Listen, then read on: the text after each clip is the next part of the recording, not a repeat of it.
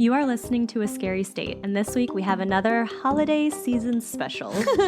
So, Kenzie. Yes, Lauren. Let's get scary. Woohoo. You do that every time. I woohoo? Woohoo. I do? I really? Yeah. Yep. Well, I like to keep things consistent. I am excited for a couple of reasons. One, I think I might have come up with the phrase. Oh, are we going to get to hear it today? You are. And I found a way to rhyme with Lauren. Wow. I know. A very special I feat. almost texted you about it, but I was like, no, I really want this to be a surprise. Okay, well, that's very exciting. Yes. So be on the lookout. Number two. Be on the lookout in this episode. In this episode, right after this. If you'll notice with the state facts, if you have those pulled up, I do. there are some that are highlighted. Yes, I noticed. Because as I was doing these and I'm reading through them and I'm deciding which facts I want, I picture you reading them, not me reading them. And so I giggled to myself. And then I realized, fuck, I have to read it. And so I highlighted the ones that I want you to read because in my mind, it was funny. Okay. It might not makes actually be sense. funny, but in my head, when I thought of it, it was more amusing to hear you say it. So I guess, our topic is winter crimes. Yes. We didn't say that at all. Things- Crimes that happened in the winter. Yeah, typically. Winter months. Yeah. The ones that are cold. Yeah. Mhm. Which in Virginia is just kind of a lot of them. Oh, okay. Remember how last week, I think it was last week, we were talking about how Virginia is like the perfect place where there are no natural disasters? Mhm. Well, apparently, I read an article and it was like the top 15 most dangerous states. Virginia was number like 7. Really? Uh-huh. Why? I don't remember. But Was it because of nature or was it because of people? no, nature. Oh. Yeah, with like climate change and stuff, it's getting like worse here with That's true. something. And we don't know what to do with ourselves because we're not the North and we're not the South. So we don't know how to deal with either type of weather. Right. But yeah, so I was saying we're like the number 7th most dangerous state to live in with natural disasters. You want to guess which one was number 1? I do remember that one. I want to say like Florida. Close. Texas. Ah, that would make sense because they got tornadoes at the top and hurricanes at the bottom. Yeah. Like the Gulf right there. Mm-hmm. All the bad stuff. All terrible things. All right. So you want to tell us some winter facts? Well, I guess I'll start because You it's get- highlighted. All right. You might be surprised to know that in the northern hemisphere, the Earth is closest to the sun during winter. Around January 3rd, the Earth reaches perihelion, peri meaning near and helion meaning sun, and the Earth is 3.1 million miles closer to the sun than at aphelion around July 5th when the Earth is furthest from the sun. Earth's distance from the sun is not what causes the seasons, but does affect the length of them. What? Do you know what does cause the seasons? The tilt? Okay, good job. You paid attention in elementary school. Once I finish this one bullet point, I'll tell you something. Okay. Around perihelion, the Earth is moving around 1 kilometer per second faster than at aphelion, which results in winter being 5 days shorter than summer. Isn't that great news? That is great news. So we're almost done. Yes. I know this person Mm-hmm. who doesn't like science and doesn't understand that the Earth can technically be closer to the sun during winter. Mhm. He's like, but that doesn't make sense. And Yeah. it's like, but it does. Like my friend was Because arguing with him. it's not a perfect circle. It's an oval. Right. So my friend was arguing with him and was like, well, the tilt. And the guy was like, but if we ignore the tilt, and he goes, but you can't. You can't. That's literally what does it. Right. And he's like, yeah, but if I'm standing next to a fire, my face is going to be hot. And my friend said, yeah, but if you turn around, your face is going to be cold. Right. And that's also why the center of the Earth is always warm. Yeah. Like, The equator. For The those of you equator. who need to know. So yeah, there's the tilt. Science is real. it's almost like I would much rather him just be a flat earther. He probably Because at least the entire thing is preposterous. he's an anti-vaxxer too. Ugh. All right, Mackenzie. What's the next fact? You didn't comment on my sweater, and I'm really disappointed. I love your sweater. It's a Because spooky snow or a spooky skeleton. No, I wore it specifically because you're like, well, you can wear it at any time. a And jolly skeleton. I said, well, I want people to see it. And so I was expecting a compliment from you. I love it. I noticed it and I thought it was really cute. Thanks. Sometimes I think things and I don't say them out loud, so I'll start saying things out loud. I took a picture and I was going to post it on Instagram and be like, Lauren won't let me wear this sweater to a children's Christmas event. If it weren't children. I mean, it's not a scary skeleton. He's having some hot cocoa. And he's got a little Santa hat. Okay. We will be at the teen table, but still. Right. If you want. It's I up almost to you. texted your mom and I asked. You can text her and ask. Okay. I showed her one of our onesies. We have onesies that say ho, ho, ho all over it. And Jared goes, that's a lot of hoes. I was like, we're fine. No child is going to look at it and think anything. Some children will. Okay, well. It was, oh my God. The mature ones anyway. Joe put it on yesterday, and it's really tight on his thighs. He's like, it was so funny. Are you guys wearing onesies both days? Mm-hmm. We're just going to wear the same one. Oh. Yeah. We don't care about repeating outfits because it's going to be different kids each day. I care. I don't at all. It's comfy. Well, it looks comfy. I haven't put it on yet. Wait, so if it's tight on Joe's thighs. I know the irony of this. Okay. I know. Right. I'm glad you thought it through. I was like, uh-oh. We'll see what happens. Okay. Worst case, I return it and then just find something else to wear. We'll be okay. All right, read the next fact. All right.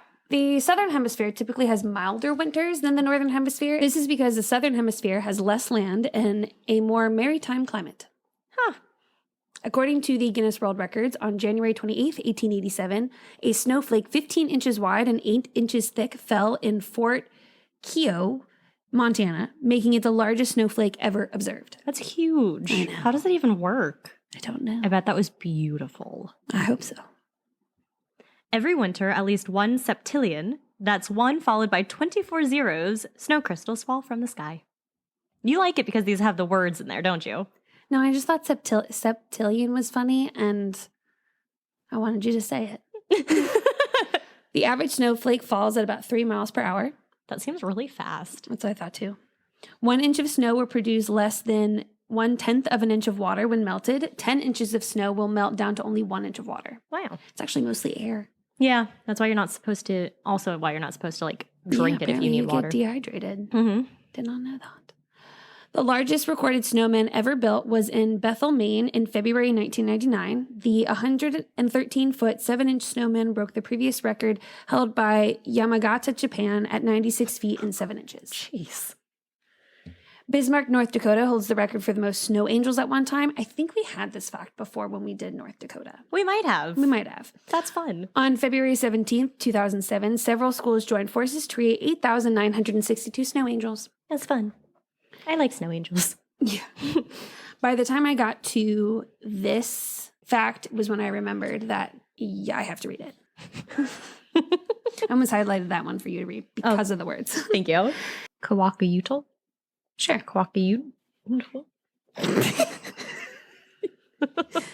The Kawakayutal Indians of British Columbia change their names and take on the names of their ancestors at the beginning of winter. They believe that this will protect them from the spirits of the dead who return at this time of year. That's really cool. I thought so too. A single snowstorm can drop 39 million tons of snow. Jeez. The most snow ever recorded in 24 hours in the United States was at Silver Lake, Colorado in 1921 at 76 inches. Coming in second was Georgetown, Colorado on December 4th, 1913 at 63 inches. The worst death toll in the United States for a winter storm occurred in the Great Blizzard of 1888 in the Northeast. Over March 11th through the 14th, the blizzard dropped between 40 to 50 inches of snow in parts of New York, New Jersey, Connecticut, and Massachusetts. It blocked roads and wiped out telephone, telegraph, and rail service for days. It was responsible for over 400 deaths, 200 in New York alone, and sank 200 ships. Wow. New York and Boston created the first underground subway system, partly in response to the massive 1888 storm and gridlock it created. Wow. Right? Isn't that cool? That is really cool. The first Winter Olympics were held in Chamonix. Oh. I practice on that one. Remember in Friends when Phoebe was speaking like French, and every time Rachel was like, "Oh my God, stop!" Yeah. There's a scene in The Nanny when she's like, there's a French tutor there, and he says something, but it sounds like "shut the door." Oh yeah. She gets up and closes the door. So the first Winter Olympics was held in Chamonix, France. Oh, I'm going to be so mad if I'm saying that wrong. It sounds good, so we'll just, Thank you. No one who knows French, come for me. Let me have this. In 1924, no country in the Southern Hemisphere has hosted or even been an applicant to host the Winter Olympics. Oh. Which makes sense because it's not cold. Yeah, because it has a more maritime climate. Look at you. Oh. Around 12% of Earth's land surface is covered in snow and ice. In fact, I think it's like 97% of our fresh water is in glaciers. Well, now it's probably around like 6% of Earth's surface. True. Meteorologists often define winter as the 3 calendar months with the lowest average temperatures. For the northern hemisphere, that is December, January, and February. For the southern hemisphere, it is June, July, and August. Isn't that weird? It is weird. That's so... I read this one post that someone was like, people who celebrate, like, who have Christmas during the summer, what does your Santa look like? Right. And they're like, oh, yeah, our Santa's in, like, shorts, a T-shirt, because he's not going to be in what you guys are wearing. And wherever I read it, they were like, our Christmas, how we do it, is how you guys do your 4th of July. That's fair. I guess not everyone. And, like, has the one. warm at the beach, at the pools, drinking, grilling, all of that stuff, that's how they do their Christmases. I wouldn't hate it. I wouldn't hate it either. But I do like it being cold because we have our fire going right next to our lit Christmas tree. It's very cozy in here. My only issue is that it's cold after. And I know. I don't want it to be cold anymore. It's like, okay, once Christmas hits, like the day after, we'll have New Year's being a little chilly. Then right after New Year's, I just want warm. You don't even want cold on New Year's? Why? Most of the time on New Year's, I'm wearing something skimpy anyway. Cold-ish. Fall weather. I could do fall. Okay. I could do fall. I like fall, but Yeah, if it could just be winter for a little bit and then kind of go back up to fall and kind of plateau there. Give us a week of winter. Yeah. A week around Christmas. Yeah. Where it snows. I won't snow. And then fall again. Yeah. And then we can go into spring. Which, and quite whatnot. honestly, the way that this world is working, we might get that. Yeah. we might. only have a week of winter. Or we'll have like eternal winter and everyone will die. And it'll be the next ice age. So that's happened before. Yeah, exactly. We'll talk about it. The coldest winter on Earth occurs at the polar plateau in Antarctica. The average mean annual temperature is negative 72.9 degrees Fahrenheit. No. The average. That means like all the time. But yeah, no, I wouldn't go outside. Like, No. In 1974, Russia hit negative 96 degrees Fahrenheit in Siberia during, wow, wait a minute. Oh, regularly. Okay. Yeah. Yeah. That was the average. Yeah. In 1974, Russia hit negative 96 degrees Fahrenheit in Siberia during winter, making Russia the coldest country in the world. Canada, Mongolia, Finland, and Iceland round out the top 5. Okay, 96 degrees Fahrenheit negative. That sounds literally like death. I think there's no way you don't walk outside and immediately freeze. And die. Yeah. Also, Mongolia, I don't know why I don't picture it as a cold place. So it's kind of how I felt about Canada. Mm. And then I realized how far Canada goes up. Yeah.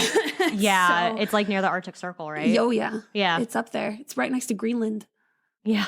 But with Mongolia, whenever I think of them, I think of like, not Attila the Hun. What's the other guy? Genghis Khan. Yeah. All their shit was furry. Yeah. So it's gotta be cold. I get it. It just isn't what I picture. That's fair. That's fair. I picture like forest, Yeah. I mean, jungle, mountains. China's the same way. Yeah, I know. They have all of it. I know. So- I understand the concept. Yeah. It's just not what pops into my head. Oh, speaking of not understanding concepts of where things are or how cold they are, I was on TikTok this morning and this lady was on there and it was like telling her, one of those things where it's like, we'll tell you where to move to the next state or whatever. Mm-hmm. And it landed on one and she had no idea what the state was. And I was like, it's Wyoming. It's what was funny is that like as she talked, the face that showed up on the map was also talking. So it was just this like tiny face. And I go to the comments and everyone's like, one person was like, wow, I live in Colorado and didn't even know it was Colorado. And everyone's saying Colorado. I was like, that's not Colorado, you idiots. And so I was about to comment and I said, let me just double check. And sure enough, it was fucking Colorado. And I Yeah, was Colorado and Wyoming look so similar. I was like, but I thought it was Wyoming and then Colorado. I thought Wyoming was below Colorado. Oh, it's above. Yeah. Oh. Right? Oh. Exactly. My thoughts too. I mean, I know it is, like, because when I did a training in Colorado, someone was like, oh, I have to drive up to Wyoming. So, like, I know it is, but that's not how my brain wants to see it. Well, I told myself, I was like, this is what happens when we have weeks without our map. I know. Not that that has the name of the states on it. No, but at least we can get a view. Right? Anyway, winter road maintenance accounts for approximately 20% of state DOT maintenance each year. Department of Transportation. Each year, state and local agencies spend over $2.3 billion on snow and ice control operations. Wow. The Little Ice Age, was a period of cooling that occurred after the medieval warm period. Oh. This lasted from about 1350 to 1850. Scientists suggest that this was due to several reasons, including cyclical lows in solar radiation, increased volcanic activity, changes in ocean circulation, variability in global climate, and decrease in human population, which makes sense because this was the plague. Ah. And then We're a going lot of through wars. a warm period. And then people went all over the world and took their diseases to other people, and so they all died. Mm-hmm. And around 1850, I think people stopped going to conquer places as much. It was right before the Civil War. Oh. So between the disease and the wars, yeah, I could see the human population decreasing. Yeah. Well, we lost like a third of the population during the plague. Yes. So I was actually listening to a podcast about that the other day. They were like talking about it. And I was like, damn, that's a lot of people. I'm like, I feel like I know so much about the plague because that's where history would end each year when you had it split in half. You go from beginning of time to plague and then plague to current. Well, because you know, everything from the beginning to plague isn't going to change. Right. Well, it shouldn't change. It shouldn't change. Although, fascinating stuff. Yeah. I love history. I know you do. It's so cool. Like, okay, did you know that this blizzard was what gave us the subway system? No. Like, that's cool. That is cool. See, Like- things like that are cool, but I don't need to know who was president and what war he started. Correct. I agree. That stuff, boring. I love the cause and effect of history. I think that stuff is so fascinating to piece together. Well, this happened, like, I noticed it with World War II because if Archduke Franz Ferdinand didn't get assassinated, we would not have the wars. I have read the weirdest thing about that. It was like someone went and bought like it was something weird where it connected a sandwich to starting the war because it was a thing where like a sandwich happened and then something with that caused the assassination. Yeah. And that's also the reason we had World War II because Germany was like, well, we're going to just say it's all your fault. And so they had to deal with all the reparations, which put Germany in a not so great spot. And that's why you have someone who's like, oh, well, hey, wait a minute. I will come in and I will say, we're going to blame them, actually. And that's how 6 million Jews died. Because someone was a dictator. Yeah. Like someone who once ruled our This is what happens nation. when your people are miserable. Well, someone who once was the ruler of our nation. Correct. Said he wants to be dictator for a I'm day. sure he does. He said it in a thing. He was like, I want to be dictator for a day. Mm-hmm. I will say the one tactic that I understand and get is that he was able to reach an audience that felt like their voices no longer mattered. Trump or Hitler? Both. That's exactly because like Germany was in a bad spot. Everyone was miserable. He gave them someone to blame. Mm-hmm. Middle of America, Mm-hmm. white, lower class, miserable. Mm-hmm. And he gave them someone to blame. Yep. He made them feel like someone was finally listening. And it is amazing what you can get people to do simply by validating their feelings. Mm-hmm. It is so simple. Anyway. And that's how 6 million Jews died. So the word solstice means sun stands still. I didn't know that. Neither did I. That's why I put it in here. I put in all the things that I did not know. Oh, good, good. Several discoveries happened during the winter solstice. The Pilgrims arrived at Plymouth on December 21st, 1620. Pierre and Marie Curie discovered radium on December 21st, 1898. And on December 21st, 1968, the Apollo 8 spacecraft launched. Wow. While scientists still debate the significance of Stonehenge, the ancient stone structure is aligned to the sunset of the winter solstice. That's cool. See, it's like shit like that. And I'm like, I want to know why it's there. There's a lot of cool stuff like that where things, they like align so interesting. Like all these years ago, they built something that aligns perfectly with like certain things. It's like, how did you know? Right. Like, how did you do that? It's so cool. See, that stuff is cool. Yeah, absolutely. Oh, trust me. Again, I don't want to know what president was president when. No. But I want to know why this happened. Correct. Yes. That's what I like about history. Yes. I don't like all the boring shit either. No. Like the Industrial Revolution, couldn't tell you. Boring. Except that child labor laws. We got those. Good. Right? You know, like the important things. I'm like, oh, that's actually, do I know what happened? No. I mean, besides children working, but other than that, I'm not sure what was going on. I think that's when Rockefeller and what's his name? You look at me like I know the answer to these things. You ask them as a question to be like, yeah, Lauren, tell me it's right. I don't know. I was just thinking about that the other day. You do it all the time. And I just give you the deer in headlights. I'm like, I don't know. Oh. I just, I think you know everything, I guess. Oh, thanks. Yeah. The word winter comes from the Germanic winter, which in turn is derived from the root word meaning wet or water, and so signifies a wet season. So if wed means wet or water, what do you think Wednesday means? Water day. Oh, I don't know. I don't know. Yeah, that's interesting. I didn't have an answer for that. I was just wondering what you thought. Yeah, I don't know. Because I was like, oh, Wednesday. Yeah. Wed, marriage. No. That wet. one doesn't work. No. No, I don't want that to work. No. Well, I mean, parts of the marriage. parts of Yeah. Oy vey. Ready? Mm-hmm. What tea are you pouring, Lauren? Ooh. Oh, that's not bad. Pretty good, right? And you rhymed something with my name. Allie texted me and said that, I guess in one of the episodes, in my birthday episode, you said nothing rhymes with Kenzie. She said frenzy. Mm. Yeah. I was wrong then. Correct. I almost texted her and said, can you do Lauren now? You helped with one, we need the other. Oh, yeah. Frenzy. That was a good one. All right. All right, so tonight I have for you a story about the Brouk family murders. Dun, dun, dun. We're on February 1st, 1998. February is winter, by the way.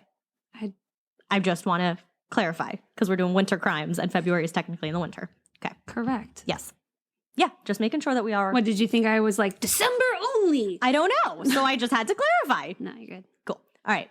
It's Sunday, February 1st, 1998, and Kay Hayes was waiting for her sister Susan, her 12-year-old niece Adrian, and 9-year-old nephew Kyle to show up to Sunday's family dinner. I almost said Sunday Fun Day. Now that is the start of a story. Right. Susan was a single mother at 36. She worked in the production department of a local industry and lived a quiet life with her 2 children who were absolutely her world. When Susan, Adrian, and Kyle never showed up, Kay was concerned but ultimately not too worried. Things come up, people get busy.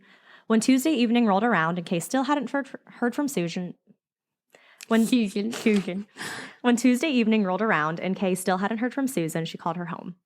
When Susan didn't answer, Kay called another sister, Joy Lemoyne. I don't know if that's how We're getting fancy with these French names. We are. Joy said that she too had not heard from Susan recently. Wait. Okay, Susan's The mom. The mom. Well, it's Susan with her kids, Kyle and Adrian. Yes. Susan is sisters with Kay and Joy. Okay, and Kay hasn't heard from Susan. Neither of them have heard from Susan. Got it. Okay. Right. Thank you. They didn't come. They all have Sunday dinner every Right. Sunday. And They didn't come to Sunday dinner, Okay. which was very, very weird for them to not go. Yeah. So Kay and Joy decided to head to Susan's to check in on her and see if everything was okay. When they arrived at the Brouk house, it became very clear that Susan and her children were not in the home. What was even more concerning, though, was that inside, the family's winter gear was gone. So we're in Vichy, Missouri in February, so it's cold. And on this particular day, the temperatures were below freezing. I think Vicky would have been much better. Yeah, I think I don't know. Someone said Vichy. It's probably not Vicky. It's probably not Vicky. There's no K in it, so. Yeah, so why'd you think it was Vicky? I don't know. It's just how it looked. Anyway, so the family being without their winter gear and snow boots set off alarm bells. Even more alarm bells went off when Kay and Joy realized that the TV, VCR, and Susan's Bronco were all missing. So immediately the 2 sisters called the police. The Maurice County Sheriff's Department arrived to secure the home and do an initial search of the property. So no one's there. No one's there. And there's some stuff is missing. Yep. Okay. Yeah. Missouri State Highway Patrol Sergeant Ralph Rourke also arrived at the scene where he did an initial walkthrough of the house as well. In Adrian's room, Susan's glasses were found. So this concerned the family as they knew Susan would never leave the house without her glasses. Oh my God, I saw this really adorable TikTok today. How does this relate at all? You'll see. And this girl, I guess her boyfriend just got glasses for the very first time in his life. Oh. And he was like freaking out about how well he could see. Oh. And so when they're in the car and he's like, I should not have been driving. My coworker got his eyes Dilated. surgery. Like, it's not LASIK, it's the other surgery. And so his eyes were, there's like 2 surgeries. LASIK is like, they put like kind of a cone over your eye type of thing. And the other one is like the same thing, but it's different. Okay. But anyhow, he comes to work and he's like, I can't see anything. And I was like, how are you going to work? He's like, oh, thank God I can make all the font really, really big. And then I was like, go home. Like, go home. Because he looked like he was hungover. He had his sunglasses on. He was like all hunched over. And I said, go home. He's like, well, now everything's too blurry. I can't drive. I was like, I'm going to wait till my eyes sober up. so safe. No, he's just blind. Yeah. Yes. Well, not anymore. When grandma got her LASIK, she, I guess, always thought that Starbucks cups were like off-white. And so she got her LASIK done and she looked at it. She's like, have Starbucks cups always been this white? And I was like, yep. And she goes, this is a new world. It's crazy what you don't realize you can't see. Yes, until you can see it. Until you can see it. All right. So she doesn't have her glasses. Big concern. It did have relating. It did. So clearly the police didn't have much to go off. Other than that, it didn't seem like the Brouk family left on their own accord, that they were indeed missing. So the police started to question the family, asking if Susan had any enemies or if they knew of anyone who would want to hurt Susan or her children. So you said their snow gear was missing. No, they were missing without their snow gear. Oh, I'm sorry. That's why it was concerning, because it's below freezing. Yeah. They don't have their winter jackets. They don't have their boots. So that's what I was going to ask is like, well, if their winter stuff is gone, why didn't they? But that's why. Yeah, no, because it winter wasn't stuff gone. was My there. bad. They were gone. Okay, Yep. cool. Glad I clarified. Yeah. So all this questioning led the police to Susan's ex-husband. Oh. So the two had a strained relationship, so her ex-husband quickly moved to the top of the suspect list. But after questioning, he was cleared of all suspicion and claimed that he would never hurt his children. So the police were back to square one trying to find a suspect. And he's clear. See, that's He's how I fine. know that like if something were to happen to my parents, it couldn't have been the other parent. Because I'm like, bro, if this was going to happen, it should have done 30 years ago.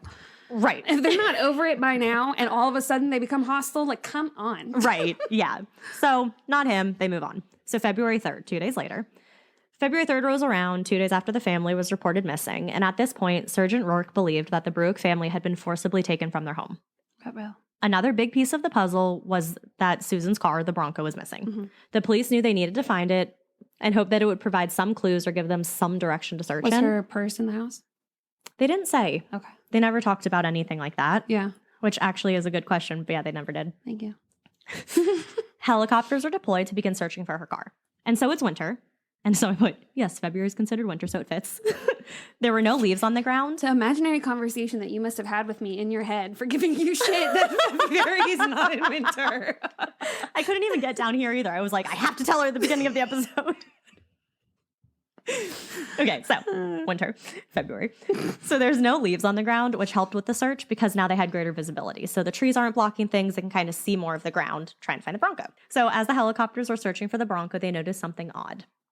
About half a mile from Susan's Was it house. a white Bronco? No. No white Bronco. So about half a mile from Susan's house was a nearly frozen pond. And in that pond, something was floating. Oh, no. Obviously, the helicopter landed near the pond, and Sergeant Rourke got out to make his way over to the water. On his way over, he spotted a 16-gauge shotgun shell. So continuing on, the water had a thin layer of ice on top, and as Rourke and his partner got closer, they realized what was floating was a human body. Wait a minute. Wait, whoa. Confused. With what? The lake is not frozen? Thin layer of ice.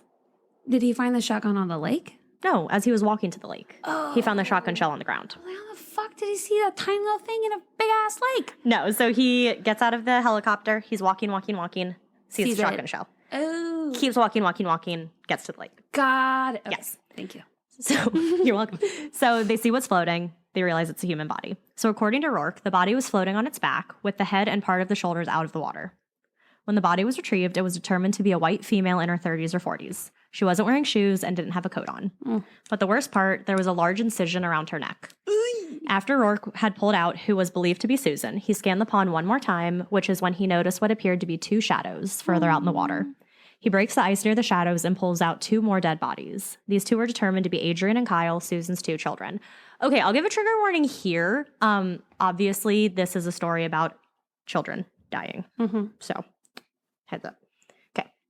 So the bodies are taken out and brought to the medical examiner for an autopsy to be performed. Susan was looked at first. It was determined that the wound around her neck wasn't severe enough to cause her immediate death, and that her actual cause of death had been drowning. Susan and Kyle both had hemorrhaging. So Susan, the mom, Kyle, the son, both had hemorrhaging, which is bleeding under the scalp, which would indicate that there had been blunt impact injury or a blow to the head. Kyle also had two superficial cuts across his neck, but his cause of death had also been drowning. What was odd was that Adrian had died from suffocation. There Their bodies were positively identified by family. So this is when Anything else happen to her? I will get to things. There's a lot of trigger warnings that I'm going to put in this episode. I'm so sorry.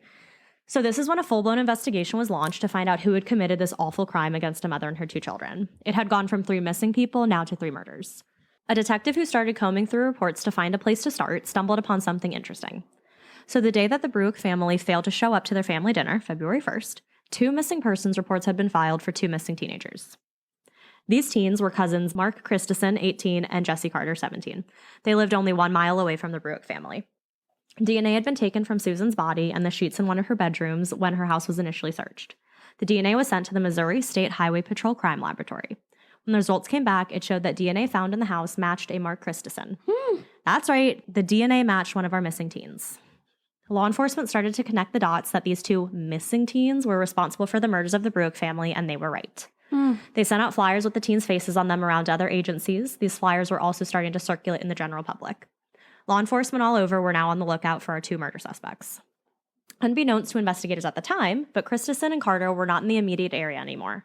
They were traveling from Missouri to California. I mean, you gotta get the fuck out. They had stolen multiple items from the Brouk family and were selling them along the way to pay for gas and food. So the things that were missing. And remember the 16-gauge shotgun shell? Yes. Well, Christensen sold that shotgun to a pawn shop in Amarillo, Texas. Oh, good.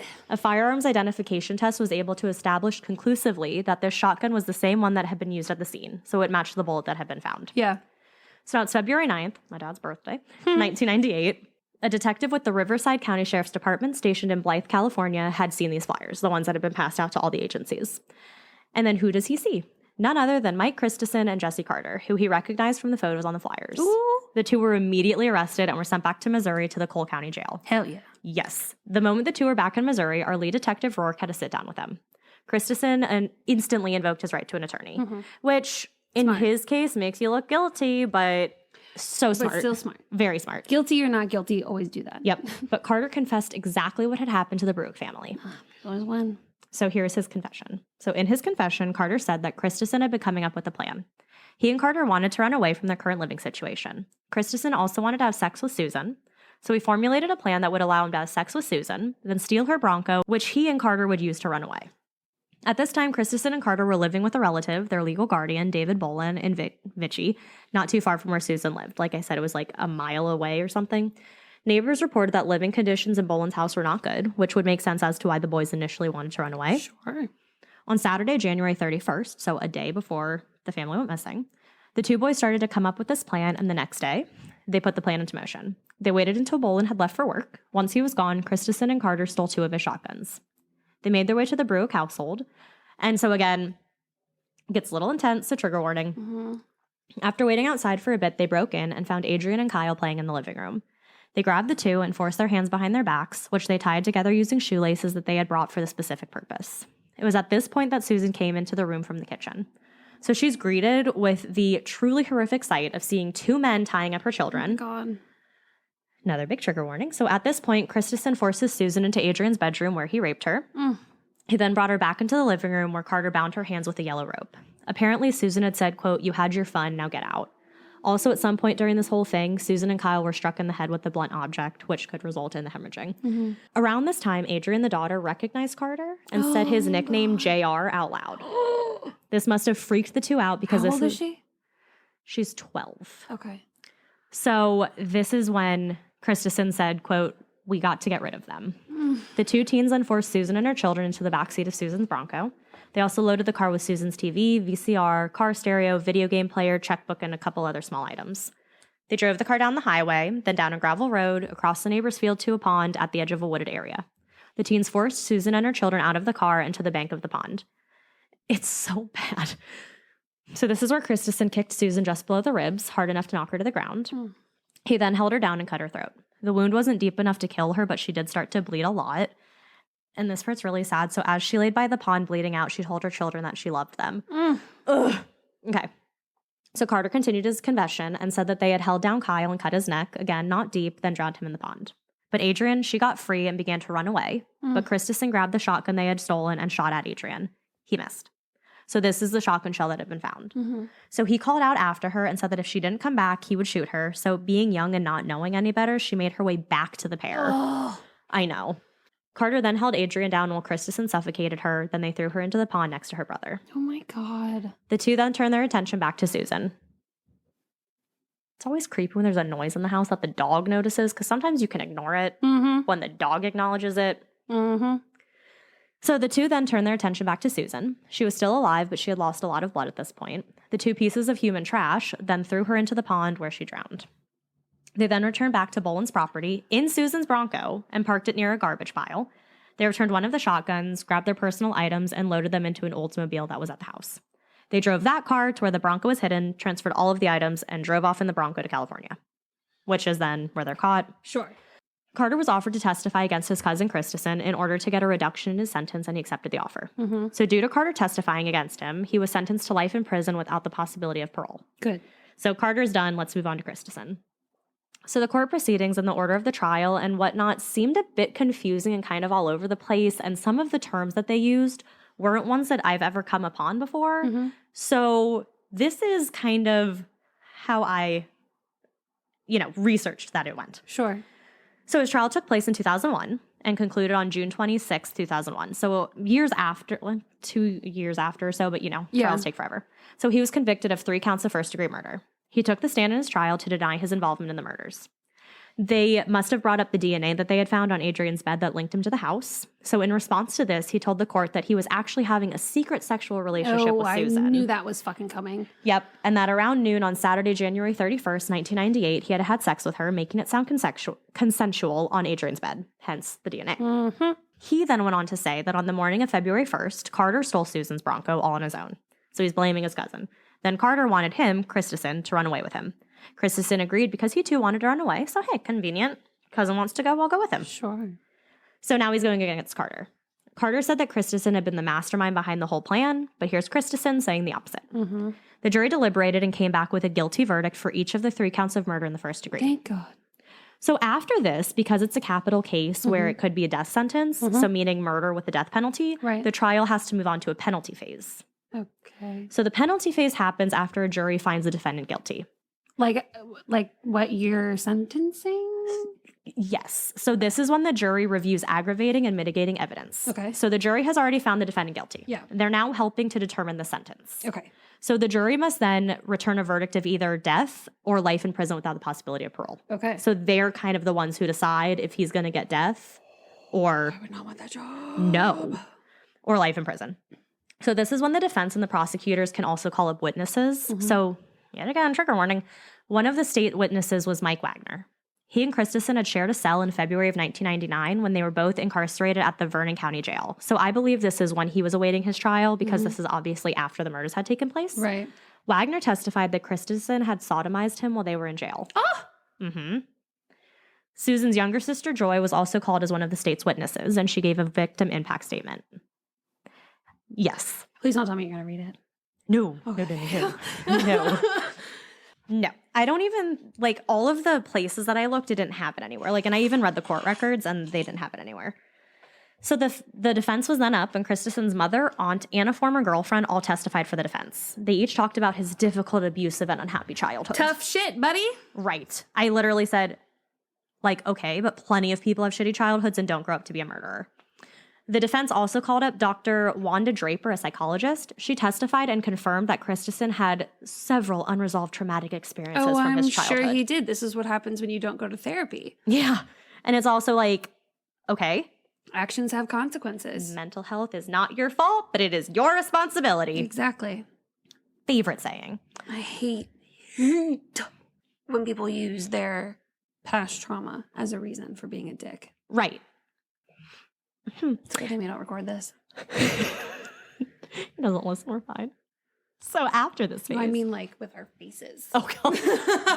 The amount of times people would see us go. So after this phase, the jury is still involved. So I don't know what this next phase is. I tried to find it, but I don't know. I looked up criminal justice, court case. I don't know. Anyhow, the jury found 4 aggravating circumstances in the murder of Susan Brouk. 1, that the murder was committed during the unlawful homicide of her daughter, Adrian. That the murder was committed during the unlawful homicide of her son, Kyle. Okay. That the murder was committed during the perpetration of rape, and that the murder involved depravity of mind and was therefore outrageously and wantonly vile, horrible, and inhuman. Yeah, because it was literally for no fucking reason. Yes. So the jury found 3 aggravating circumstances in the murders of Adrian and Kyle. The murders were committed during the unlawful homicide of their mother, the unlawful homicide of each other, and that the murders involved depravity, that whole thing as well. Yeah. So the jury also returned verdicts of death on all 3 counts. The trial court imposed the death sentence, in accordance with the recommendation of the jury. So meaning death sentence. It's time you die. Stop wasting precious air. Time you die, yes. You know, I get suffering. I'm totally for it. But sometimes I'm just like, they just need to go. The world honestly will be a better place without you. They just need to not exist. Yeah. So he, of course, tried to appeal his sentence many, many times on many different grounds. I think you automatically get an appeal, right? You do. When you have a death sentence. Yeah. Yep. Look at you. Only took me how many to finally fucking figure it out? So I'm only going to touch on a couple of his appeals because there were so many, and they came in many different orders. And again, but you'll get the kind of overall picture. The gist. So during one of these, he tried to say that the trial court erred in denying his trial counsel's motion to withdraw as his attorney, thereby denying him his rights to due process, a fair trial, conflict-free counsel, effective assistance of counsel, and freedom from cruel and unusual punishment as provided under many different amendments of the U.S. Constitution and the Missouri Constitution. Like that's got to be what they always go for. If they don't have anything that says like something about evidence, they're like, well, I didn't want this lawyer and nobody listened to me. Exactly. Yeah. So he mainly was mad that his attorney had previously worked with someone in a completely different case who he knew. So he knew this person that she had worked with. He had wanted that person to be called as a witness for him, but because of his, this is what he's claiming. Yeah. But because of his attorney knowing this person, it would have been a conflict of interest. So because of that, she didn't reach out to him to help him. So he's trying to say that had this person been interviewed, his sentence could have been completely different. The court was like, nah. No. They said it was pure speculation that this other person would have testified favorably for him. Right. And the defense made no offer of proof to the effect. Right. So they're like, yeah. No. There's no way we know how he would have testified. He also didn't think it was fair that Carter gave his testimony about what had happened only 13 days before his trial. So he went on to say that didn't give his team enough time to investigate and challenge Carter's testimony and not enough time to interview the doctors who evaluated Carter's mental health. You're in prison. What the fuck else are you doing? Right. Well, the court again was like, nah, your team had adequate time to prepare. Absolutely. Carter's identity and involvement were known to the defense for almost a year and a half before the trial began. Bruh.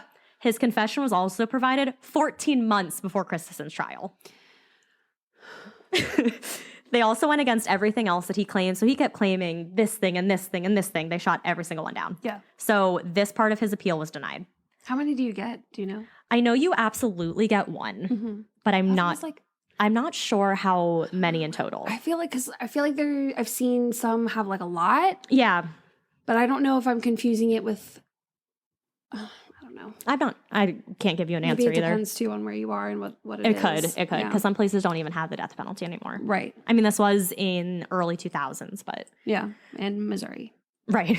So Christensen also didn't think the jury was impartial, because you need an impartial jury. Sure. He said that an article had appeared on the front page of the Nevada Daily Mail on August 25th, 1999, and he believes this article made the jury impartial. In another state. Well, the Nevada Mail, it's going to go around everywhere.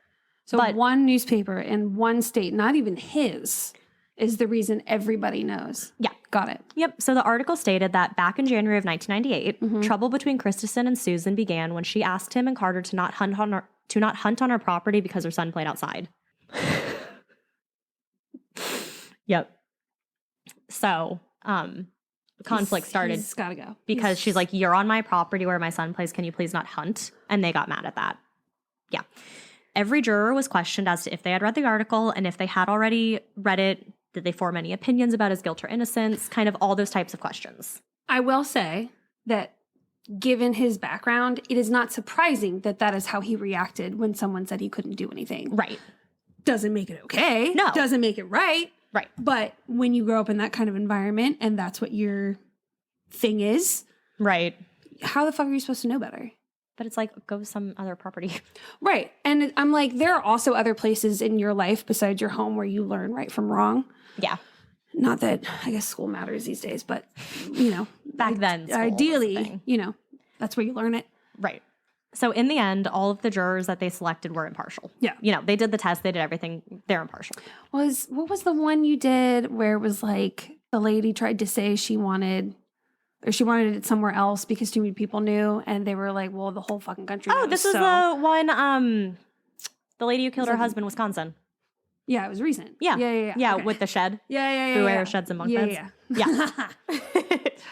So through all of the appeals, the court upheld the decision for Christensen that, quote, the evidence amply supports the jury's findings on the aggravating circumstances that each murder was committed during the course of 2 other murders, and that each involved depravity of mind because the killings exhibited a callous disregard for the sanctity of all human life. I think you can have as many appeals as there are court levels. I think that's how it works. What does that mean? Like, you know how there's different levels? Like, you have, like, the circuit court, appellate court, and then state, Supreme Court, all that Court, stuff. how it goes up from there, I think. Oh. And I don't know if maybe, like, after, if one denies you, then you're done. You don't. Interesting. It's just, for whatever reason, just popped in my head. That could make sense in a couple bullets. So Maurice County prosecutor Terry Dale Schwartz, who had prosecuted the original course, called the killings brutal, and that if there was ever a person who deserved the death penalty, it was this guy. She said, quote, no matter how anybody feels about the death penalty, you cannot find a person around here who doesn't feel it's the right result for this case. It's so very awful. So he was ultimately still given the death penalty for the 3 counts of capital murder. Do you know how many years from, like, the time he was sentenced until his last appeal? Like, do you know how many years that was? Yeah. I'll get into it in this paragraph. Okay. So a lot of stuff delayed all of his executions and all of his appeals and all that stuff. So he was first scheduled to be executed in 2014. Okay. But this execution was halted just hours before it was set to be carried out. That happens a lot. Due to an appeal made to the Supreme Court. So murders happened in 98. First trial was in 2001. This, again, appeal is in 2014. Decades. Yeah. So one of the grounds of the appeal was that Christensen never received a federal court appeal hearing, which is pretty much given to anyone with a death sentence. So like you said. So he's trying to claim that he never got that appeal in federal court. This appeal said that his attorneys failed to meet a 2005 deadline to file the appeal, which is standard procedure in death penalty cases, so he wasn't being given a fair chance. His new lawyers tried to say that his original lawyers were unqualified and so inept that they missed the deadline, so what was happening to Christensen wasn't fair. So this all must have worked because a hold was placed on his execution and his scheduled date passed when he was still alive. When he was 37, his execution date was scheduled for January of 2017, 19 years after the murders. His lawyers tried to appeal this again by saying that his low IQ of 74 meant that he was not capable of understanding his legal rights during his original trial, that he was never given a full evaluation by medical professionals to evaluate his mental capacity, and so he doesn't know what he did wrong. I would put the lawyers in jail just for being so insulting with these stupid-ass excuses. I know. So Mark Christensen even requested clemency from Governor Eric Greitens, but Greitens denied the request, stating that the murders were, quote, unspeakably cruel, and that this decision upholds the decision handed down by the jury and upheld by both state and federal courts. Hell yeah. Yep. With the last appeal and request for clemency being denied, his execution by lethal injection was to happen on January 31st, 2017 at the state prison in Boone Terre, Missouri. He died 8 minutes after the drug was administered and was pronounced dead at 7:05 p.m. at the age of 37. God bless. As the drug was administered, he appeared to mouth, "I love you," a few times to his loved ones who had gathered to watch. I have his final meal for you here. Oh my God. It was do you want to guess? Sure. Okay. What do you think his final meal is? Is it like a fast food thing or like, I don't know if they can do that. It's not a brand. Okay. A burger, Yeah. fries, soda, more? One more thing. Burger, fries, soda. Milkshake? No. Close. So his final meal was a bacon cheeseburger, fries, a slice of pecan pie, and a soda. And I looked at that and I said, yum. In his final statement, he said, quote, "To let my family know I love them with all my heart, and I'm more than blessed to have them in my life, and thank God for such an amazing family." Gross that his final statement was about his family when he literally killed an entire family. He never once said sorry. No. And that's the thing about all these appeals. It has nothing to do with I'm innocent and everything to do with, well, I don't deserve the death penalty. Right. And you still waste your dying breath on not showing any remorse. Right. And okay, I've said it once, I will say it again, and I will forever say it. I don't think people on death row should get a final meal. No. You have done something so horrible This is not a reward. that you need to be put to death. Yes. You don't get a final No. Correct. Because other people who also do equally horrible things but who don't get the death penalty, they will never get a final meal. Sure. Forever the rest of their life, they will be eating jail food until they die. Yep. You should get the worst jail food you can Yes. possibly have on the day that you die. Suffer till the last minute. Yes, you should not get whatever meal you want. I don't think it's fair. Maurice County Sheriff Chris Heitman, who witnessed Christensen's execution, said, quote, "It was a heinous crime. I'm just happy to see justice finally served. I have regrets for the family that it took so long, but I hope it provides closure to them." So I just wanted to end this on a little bit about Susan, Kyle, and Adrian. So Susan was a single mother, like I said. Her whole world revolved around her 2 children, who she loved so much. Kyle was only 9. He played soccer and dreamed of being an Army officer. Adrian was in the 7th grade. She did well in school and played volleyball. One day she hoped to be a veterinarian or a teacher. I know. Don't do it, kids, but I love it. Like their half-sister Harley Brouk said, they will never get the chance to fully live out their lives. So that is the tragic and senseless murder of the Brouk family. That's terrible. It's so sad. And it's always like when I write the notes, I'm fine. But then when I read them out loud, I'm like, oh, the emotion. It reminded me of the New Hampshire story I did where those group of boys went into that house to rob it and they ended up like slaughtering the mom and daughter. Right. Yeah. Yes. Yeah. Yeah. So senseless, like completely senseless. Like there was no point in it at all. There never is. And I mean, it wouldn't make it better if there was a point, but it's just like the senselessness of it. Makes it worse. Yes. Yes. Yes. You're adding on to the layer of something you shouldn't have done. And now you're telling me that you did this terrible thing just because you didn't get your way because you got told no. Right. Like that's... I know. Oh, but yes. So that's the story. All right. Mackenzie, what sort of frenzy do you have? We just found out frenzy rhymes with Mackenzie, so. We'll have to workshop it. We will. I was put on the spot. I didn't have anything. Put yourself in that spot, but that's okay. No technicalities here. All right, so this case is a conundrum of questionable investigative techniques and very suspicious suspects. I would like to say up front that I in no way can do this case justice the same way that Larry J. Griffin, a special investigative reporter for The Record, did for this case. Okay. I thought it was 49 because that's all I could find on Tumblr. I read in a more recent article when it was like talking about the entirety of the case and when he came on. No, it's 95. For what? This series of talking about the investigation, it's 95 like articles. Oh. Yeah. Jeez. Yeah. I only found 49. He goes through the entire investigation from 1981 from the beginning all the way to his own investigation. I think he came on 2018. So most of the dates of the articles are 2019, 2020. So recent. Okay. But I really do highly recommend going through them. You can just sign up for free on Tumblr and you can read 1 through 49. Gosh, Tumblr. I know, right? I'm sure there's somewhere else, but that was the place I had free access to. It just seems so old, you know? I was confused at first when I opened it and it kept being like, sign up. I'm like, no, just let me read it. And then I realized it was for Tumblr. And I know I have one. I just don't remember what any of... It was like middle school days. Exactly. So I'm like, well, I'll just use my throwaway email and I'll sign up for it just to read it. So that's what I did. And then the rabbit hole commenced. I had to literally force myself to stop reading. So I'm going to do my best to kind of sum up everything and talk about who most people think did it. There's obviously all sorts of conspiracies. There was a whole Reddit thread, and I was like, as much as I would love to take the time to dive into this, right. I have 49 articles to read. So this is going to have to wait. So Rhonda Hinson was loved by everyone and friends with anyone. Her mother, Judy, described her as, quote, the most loving and caring person. Rhonda and her best friend, Jill Turner, were inseparable since they met in the 4th grade. Jill said the two were especially close their senior year of high school. Jill told Dateline, quote, we did a lot of double dating. We would just do the typical girl things, have sleepovers, go to the movies. At the time, Jill was dating Mark Turner. There is no relation. Oh. Her last name is Turner. I wouldn't like that. That's how they met because their lockers were next to each other. Oh, that's cute. I thought that was cute too. And Rhonda had been dating Greg McDowell for just about a year at this point. The 4 of them spent a lot of time together, mostly because of Jill and Rhonda being best friends. Duh. Right. The quartet graduated from, I think it was Burke County. I forgot to look it up and I put a little dash, but we're going to go with Burke County. What state are we in again? Oh, I haven't gotten there yet. Oh, okay. graduated from Burke County High School in June of 1981. Jill, Mark, and Greg all had plans to go to college in the coming fall, but Rhonda decided that she didn't want to go to college and she wanted to join the workforce. School wasn't really her jam anyway. And after graduation, the four went to Myrtle Beach to celebrate. It was after this beach trip that things began to change with Rhonda, and not for the better.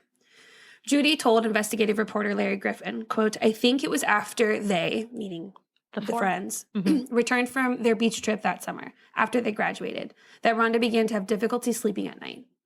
She took to sleeping on the floor at the foot of our bed for some reason. Bobby, her dad, had to be up early to get ready to go to the bakery. One morning, he nearly tripped over Rhonda, who was on the floor at the foot of the bed and as close as she could get to it. Rhonda even approached her brother, Robbie, whose bedroom was opposite hers at the other end of the hallway from her parents, about sleeping in his room. What was going on? She told him that she would pay if he let her sleep in his room. Oh. But, an older brother. Like, no, I'm not Oh, gonna it was do an that. older brother? Yeah. Oh. I don't know if it was older, but I know they're not too far away. It's too far apart in age. Okay. And it was like, they don't know why she's doing this. Right. And so I was like, I can't imagine any brother letting his sister do that. Unless he knew why. I would let Jared. Brother. Yeah. Letting his sister. Yeah. Now I wonder if he would let me. I don't know. I let him sleep here sometimes. He better. I don't know. I kind of got it because it's like, if you think she's just being an annoying sister and like, right. It could be weird, that. If you're not having the reasoning why. Right. Yeah. And you don't get like, what, she's just being ridiculous or whatever. Like, yeah. I could see it being like, no, you can't sleep in my room. Right. On another occasion, Judy was asleep but had the distinct perception that someone was watching her. This is the mom. "I opened my eyes and there was Rhonda standing beside our bed just staring at us. Ew. Their daughter offered no explanations for these peculiar nocturnal activities. However, there was something else even more disturbing to our parents. Judy said, quote, "I woke up to the sound of running water very late at night or very early in the morning. Rhonda was in the shower taking a bath, even before Bobby left for work. And this continued to happen for the rest of her life," which was not very long. What, just showering like late in the night? "I asked Rhonda, 'What are you doing taking a shower now?' And she responded, 'Mom, because I feel dirty.'" Oh, no. So, side note, based on that behavior, what's your first thought? Something not good happened on spring break. What's specifically not good? Like some sexual assault. I thought the same exact thing. Right, because if you're saying you feel dirty, that's like one of the things that people, like survivors typically talk about. Yep. And like she says a whole bunch of other weird things too throughout like the summer until she dies. Mm-hmm. Like saying some things to a cousin when they went to her funeral, like asking the cousin to sing Amazing Grace at her funeral. And the cousin's older. She's like, "Well, I'm probably going to die before you." And she's like, "No, really, I need you to promise that for me." Yeah, there's no way I could capture all the weird shit she said. I'll try to remember it as I go. That's all very concerning. Yeah, and that wasn't the only thing too. And this is over a span of kind of like how many months? Like 6. Oh, so she comes back and is just acting weird for months. She comes back in June and starts acting different. Okay. Like, there were parts that were like, okay, maybe she's okay, but she's just doing, she wasn't. Just not herself. Exactly. Right, Yes. okay. So in September of 1981, Rhonda began working as a key punch operator at Hickory Steel Company, which is about 20 minutes away from her hometown of Valdez, North Carolina. I'm so sorry. I did not realize that now is when I tell you where we are. I know I asked you, like, hold on, I'll get to it. And then we're like 10 minutes in and you're like, okay, now I'll let you know. So sorry. I was thinking like the town. Yeah, we're in North Carolina. Gotcha.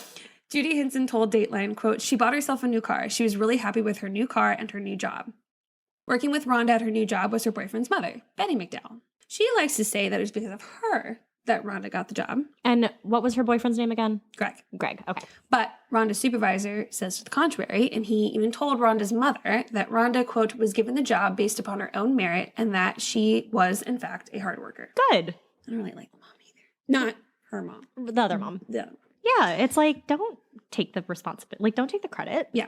The company was having a Christmas party, and Rhonda was unsure if she was going to attend. Greg was controlling, and she knew that if he was there, she wouldn't be able to talk to anyone. Well, more on that later. I don't like him already. Oh, no. Something made her decide to go because on Saturday, December 19th, Rhonda and her mom went shopping for possible outfits to wear to the party. I think the weekend before might have been her birthday. Oh, She, okay. just turned 19. Oh. Yeah. Baby. Baby. The day of the party, there were icy conditions on the road, and Rhonda didn't feel comfortable driving her dad's son to work and got a ride from a coworker. What's a dad's son? I don't know. I have no idea. I think it's like a tiny car. Oh. Like a tiny sedan kind of car. What did the buffalo say to his kid? Bye, son. Oh, man. As she was leaving to meet her ride, her mother noticed that she had hardly anything on but a sweater. Her mom told her that she needed a coat, but Rhonda told her that Greg had her East Burke letter jacket. Maybe it was East Burke High School. I don't know. That would make sense. Yeah. East Burke letter jacket. And she had left her gray hooded sweat jacket in Mark Turner's car when they went shopping to buy Jill a Christmas gift. Okay. Rhonda ended up grabbing a multicolored jacket to wear that morning to meet her coworker. And Rhonda had called her mom multiple times that day while at work, and Judy had set out outfit options for Rhonda to wear to the party that evening. Okay. The day at work, Greg was waiting for his girlfriend in a blue Chevy Nova with a damaged front end of the car to take his girlfriend to lunch. And these random facts, make sure you remember them. Okay. Like the coats. Okay. Put a pin in it. By the time Rhonda got home around 5:30, it was dark outside, and Rhonda only had a moment or two to get ready for the party.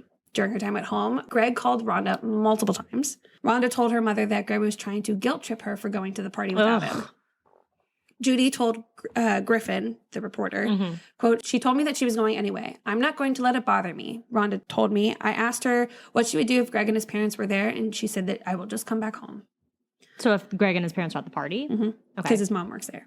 Right. Yeah. And her big thing, too, was like, if he comes, I'm not going to be able to talk to anybody. Right. Like, I don't want him there. I'm not going to be able to enjoy myself. Absolutely. Because every guy she talks to is going to be flirting. Right. And also, apparently, like, he would get really mad at her for buying new things. And so she constantly had to wear, like, the same things over and over again. I hate him. Yo, gets God, so much I get worse. so sad when girls stay in relationships like that. And I understand why they do. It just makes me so sad. Just wait till we read the letters. Ugh. Oh, it's going to get my rage going. Rhonda was a very cautious driver. She always made sure that everyone was wearing their seatbelts. And this was even before it was technically a mandatory law. She also always called home right before she left to let her parents know that she was on her way home. Oh. That night, Rhonda had her mom call her coworkers' residence to say that she was on her way. Rhonda and another coworker, Tanya, were going to leave their cars at Sherry Pittman's place, and the three of them would drive to the party together. Cute. Rhonda had also told her parents that she was most likely going to sleep at Sherry's house after the party. Okay. So, Miss Pittman recalled that the girls got home around 11:50 p.m. that night. Okay. She told Griffin, quote, "Rhonda and Sherry went upstairs talking about having fun at the party. The party was on a work night. It was the only time that Hickory Steel could reserve the building, so both Rhonda and Sherry had to work the next day." So this was December 22nd. Okay. So I think it's a Wednesday. Okay. Around midnight, Rhonda asked if she could use Pittman's phone to call Greg. Miss Pittman recalled she walked down the steps and called Greg from a wall phone near the downstairs kitchen. "I did not hear the conversation, but remember Rhonda saying that her boyfriend was very mad." Sherry Pittman recalled more details of that phone call. Quote, "I overheard Rhonda say, 'I'm leaving to go home now.' When she hung up the phone, she went to the bathroom. When she came out again, she was crying. My mother asked if Greg was mad, and Rhonda said, 'God, yes, he's mad.'" The two ladies stood at the downstairs door and watched Rhonda get into her car and leave between 15 or 20 minutes after midnight. Oh. It would take her about 18 minutes to make the drive from Sherry's house to the Mineral Springs Road exit off Interstate 40. So she's going home, or is she like planning to go to Greg's house? She's going home. Okay. At some point around 1 a.m., Judy Hinson woke up with a very bad feeling. Oh, no. She woke up her husband expressing her worry. Bobby Hinson tried to reassure his wife that Rhonda was fine. She was sleeping at a friend's house. Judy recalled, quote, "And I said, but I'm really scared there's something wrong. I don't feel right." At one point, she even said that she was like, she's dead. Which, of course, Dad is like, don't fucking say that. Of course. Her parents called anyone and everyone to see if they knew where Rhonda might be. It was confirmed that she had left the Pittman's house, saying that she was going home, and it was close to about 12:30. It was around 2:33 that morning that two detectives and another officer went to the Hinson residence to inform them that their daughter had been murdered. Oh, my God. So, like, in a span of 2 hours. Well, that's when they found out. Right. So, within the span of 2 hours from when we last saw her to when we're informed. Yeah. Yeah, pretty much. 19-year-old Rhonda Hinson died of a single gunshot wound to the left mid-back, producing massive traumatic destruction of the heart, through and through perforation of the lower left lung, left hemothorax, and fracture of the left fifth rib anteriorly. I couldn't even tell you if you're wrong. It all sounds great. Thank you. And your little triumphant hand motions make me know you did good. Thank you. The official immediate cause of death was described as exsanguination. What? Extinguination? A sanguination. A sanguination. When you bleed out. Oh, I am asking you because I didn't know. Oh, you didn't know that? No. Oh, yeah. No, I didn't know what that word was. And I can't say it. I'm not saying it right, but when you bleed out. Oh, okay. Yeah. No, I wasn't questioning you. I literally didn't know what it was. Wow. I know so much. You're like an expert. 2 for 2. The Burke County Sheriff's Office website says a high-powered rifle projectile was fired into Rhonda's vehicle. The bullet entered the Datsun through the trunk and entered through the back seat and driver's side seat, entering Rhonda's back and piercing her lung and heart. Oh my God, they shot from outside of the car and it went into the car? They shot it into the trunk. And the trunk wasn't open? No. Yeah, wow. Yeah. I think it was like a 30 caliber. I don't know. That's going to mean nothing to me. It seemed big. Okay. It goes on to say that, quote, Rhonda was found lying in a ditch beside the open driver's side door of her Datsun. She was less than a mile from her home that she had shared with her parents. The vehicle was running and apparently had rolled backwards across the opposite lane into a ditch near the top of the grade after Rhonda was shot. So she has a manual? And so she has to shift gears. Right. And I don't think I put this in there, but when it's determined that they know that the person was behind her on the car. It's not like it was some random shooting that just happened to hit her. Right. Because when she was driving away, she was shifting from second to third. Oh, to go faster? To like get up the hill. Yeah. And I guess when you go from second to third, you have to go through neutral. And she only made it to neutral. And so when she dies, that's why her car rolls back. Oh. Yep. Yes. Forensics and all that stuff is just so cool. I was confused as to why her car rolled, and then I knew she had a stick shift. So then I was like, okay, that makes sense. Okay. Many questions surrounded the case. Did the assailant pull her body out of the car? Did Rhonda know her assailant? Was this an act of random violence or a case of mistaken identity? Was anyone in the company a shooter? What was the motive behind firing the fatal shot? Right. So I'm going... And what a lucky shot, too. Right. Well, that I think I put in here as to what they think, or there was someone who like talks about what they think the person was trying to do based on where it goes. So I'll get to that. Okay. So I have some witness statements. It's like the people who found her and people who saw things earlier that night. Okay. And then after all that, I'll tell you about Greg McDowell and his dad. Okay. We don't like him. Yeah. I already don't like him, and I know you're going to give me just even more reason not to. Yeah. It's just I hate the people who remind me so much of my ex. Yeah. Yeah. Most of this is like truly like facts from the case. We just get into their ickiness later on. Okay. And this is why I say really you should go read it, because the Griffin guy does a really good job of like dropping just those subtle hints of like, yeah, you know what I mean? And as we say a lot, there'll be amazing cases. We just, one, can't do it justice in the form of how our show is with the two cases. And two, we don't want to take all of the work that someone else did. Yeah. Right. So it's like, we'll cover it, but go read about it. Right. And he did a really, really good job. I was even thinking, I was like, how is this not already a documentary? Like he basically wrote it all. Yeah. Like it was exactly how you think of one where all of a sudden this new character comes in and they're talking about who they are and then you find out why they're related to the case. You're like, what? Are you going to tell us what his book and all of that stuff is called at some point? It's articles written in a magazine. And are you going to talk about the magazine? It's called The Reporter. Oh, right. Okay. Yeah, you did say that. Yeah. The link to the Tumblr page will be with the work cited. Yeah. Oh, or we can put it in the show notes. Yeah, we can put it in the show notes. We could do that. It's just the main page because, like I said, there's... Right. And they go back and forth between having Roman numerals and regular. No one has ever been charged or officially named as a suspect. So this is still technically unsolved? Yeah, it is. There's no technical about it. It's unsolved. Okay. What threw me for a loop is that they kept saying, like, 40 years later. I'm like, no, the 80s were 30 years ago. The 80s were 20 years ago because the 90s were 10 years ago. Right. Well, no. Yeah, ew. Yeah. So I believe, though, that Larry Griffin provides some really compelling evidence. And when you put it together circumstantially, they seem very likely. Okay. So who and how was Rhonda discovered? There are a couple of key witnesses whose statements say that they may have even seen the person. Who shot her? Mm-hmm. So Mark McCole, Robbie Garrison, Todd Garou, Jerry Baker, and Brent Smith were the ones who found Rhonda and reported it to the police. So according to Griffin and witness statements, Quote, Tom Pons and Mark Mickle were driving down Eldred Street towards Mineral Springs Mountain. Mark's blue Trans Am. So 80s. I know.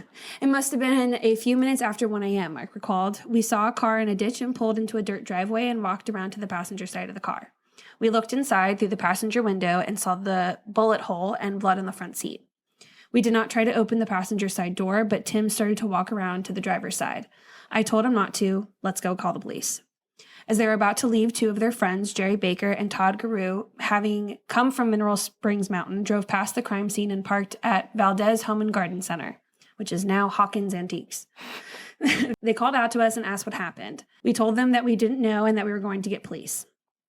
According to Pons, Barker and Guru left the premises. McCall and Pons drove back into Valdez and ran all the stoplights in an effort to locate a police officer. Finally, the duo spotted Lieutenant Harry Feemster.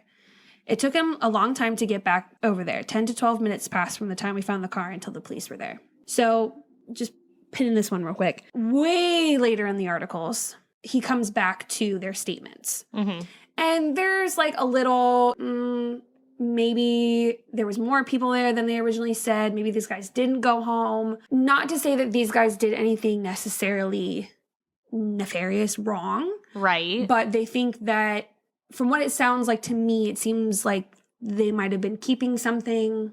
Do you think what they were keeping was like maybe the fact that they were high or drunk or something like that? So a little bit later, one of the other guys who was there who didn't get out of the car said that he didn't want to because he had been drinking and didn't want to be around cops. Right. So that's what I could think. Like, because you're trying to keep your story. Your story sounds suspicious because you're trying not to say to the fact, oh, I'm drunk and I drove, And they admitted this years later. Yeah. When they could. Right. And so I don't think these guys did anything wrong. I think they just did the best they could. There's a whole big thing about the fact that how'd she get out of the car? Yeah, right, because the door was open. Right. And so when you kind of read into their statements, you start to think, did you pull her out of the car? Mm-hmm. Which, when you see what the situation was, if you wanted to see if she was alive, it would make perfect sense for you to pull her out of the car. Yes, absolutely. But if you come up to a scene and someone's like, oh, I pulled her out of the car, I'd be like, okay. Right. Maybe they thought they were going to get in trouble. Right. But there's another reason why it's sketchy with their statement, which we'll get to later. Okay. So, hope you have all your pins in. I do. All of them here. Okay. Approximately 12 hours after the killing of Rhonda Hinson on December 23rd, 1981, Reggie Donald Smart was interviewed by Lieutenant Warlick of the Burke County Sheriff's Department, BCSD, and reporting agent, meaning the guy. So this is a summary of his statement. He, Reggie Smart, stated that he was at Lawrence Fulbright's garage, which was located approximately 1 mile north of Valdez, working on his truck, and left that garage at about 1 a.m. on December 23rd, 1981, returning to his home. Why are so many people out at 1 a.m.? Good question. He said as he approached I-40 on Mineral Springs Mountain Road, he observed a beige car backed into a ditch on the right side of the road in the direction he was traveling. He said he was not sure the make of the car, but it was beige and appeared new. He said he observed a white female with blonde hair slumped over the steering wheel, leaning forward and more to the driver's side of the car. So she was at one point in the car. Mm-hmm. With the door closed. Mm-hmm. He said, no, not with the door closed. He said the door was open. Oh. He said the door was open and the dome light was on at the time he observed it, which is why he could see her. Okay. So, yeah, duh. Yeah. So because law enforcement really didn't give a lot of information to the parents, they started to do their own investigating. And so what's interesting, which is why I'm like, how the fuck is this not already a Netflix documentary? Because the Griffin guy mentions that, like, conversations between mom and people she recorded. Whether it was recorded like this or wrote it down. Right. So this, he later, they called a bunch of people that they knew the police talked to try to get answers. So he later tells Mrs. Hinson in a recorded conversation, when he got to the scene, he saw a dark-colored Trans Am and another car, small Toyota, he thinks, parked on the opposite side of the road from Wanda's car. And who's this speaking? The garage guy. Okay. Reggie. Okay. A blonde-haired boy was standing on the bank of the driver's side of her car, and somebody was sitting in the small blue Toyota parked on the opposite side of the highway. I didn't stop. I wished 1,000 times I had, because I could have identified the blonde male if I had. But it's like, at the time, why would you stop? You know what I mean? The driver's door on Rhonda's car was open and the tail light was on. She was in the car, and I saw her blonde hair. So it is with this statement, plus kind of the confusing ones that the boys had given, that led me to believe that Reggie didn't see the killer, but saw the boys having pulled over, seeing what's going on. And you later find out that there was an extra person or two in the car that didn't get out. Okay. And a lot of the boys have light hair, like dark colored hair, relatively the same height. One of them definitely has blonde hair. Right. And so I'm like, oh, maybe you were going to get her out of the car and he drove by and saw you because that one guy has the Trans Am. And it's later found out that the Jerry Baker guy, he's the one with the blue Toyota. Oh, okay. Yeah. At least in what I've read, it was never officially confirmed that. That's just the conclusion I came up with. Oh, look at you. Thank you. But I only read half of them. Little detective. I stopped at 26. So, could it have been in 27?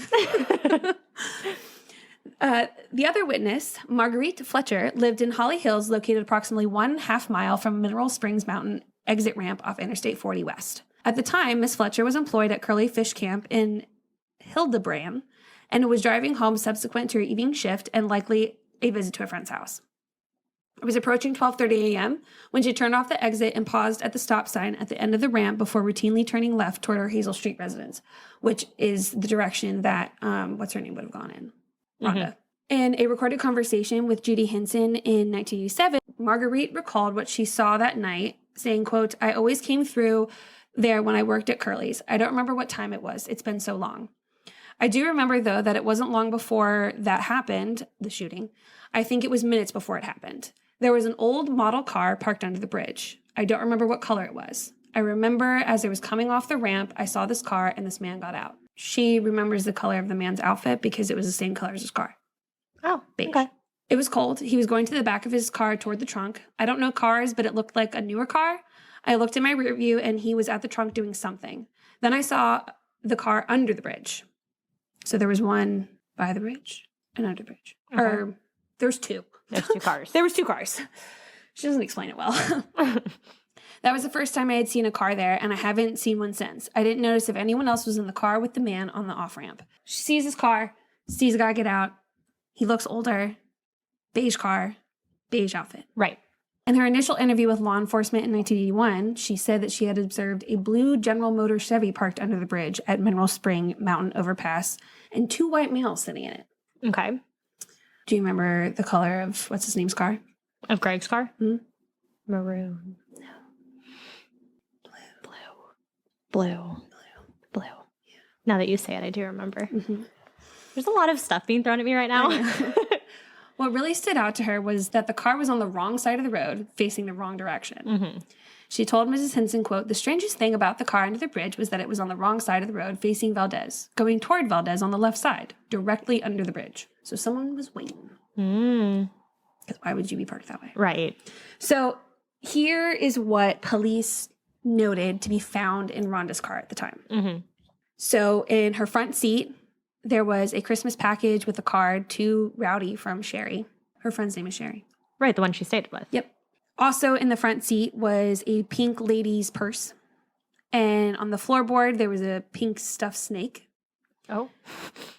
And in the rear, a metal-weighted nightsack, a ballpoint pen, and kind of where, like, the ledge, like, you know, when in the back seat you have the part between the window? That's, I'm assuming, what a sun deck means. Okay. There's a gray sweatshirt. Oh, okay. Rear seat to the right and center, an Eastbrook letter jacket. Okay. Do you remember who had those? Mark Mark had the gray sweatshirt. Boyfriend had the jacket. And now they're in her car. Because she hadn't seen them when she was gonna, like, before this would have happened. Nope. And at one point, Jill is recounting Jill? The best friend. Oh, okay. She was at Mark's. They had, like, fallen asleep. Oh, right, Jill. Wakes him up. He drops her off. At home? And she sees the sweatshirt in the back. And she says, "Why do you have Jill's sweatshirt?" And he was like, "Oh, she left it in here when we Why went do you have for-" Jill's? Sorry, Rhonda's sweatshirt. Yeah. And he's like, "Oh, she left it in here when we went shopping." And, you know, I'll just give it back to Greg next time I see him. Not the friend, who's her best friend.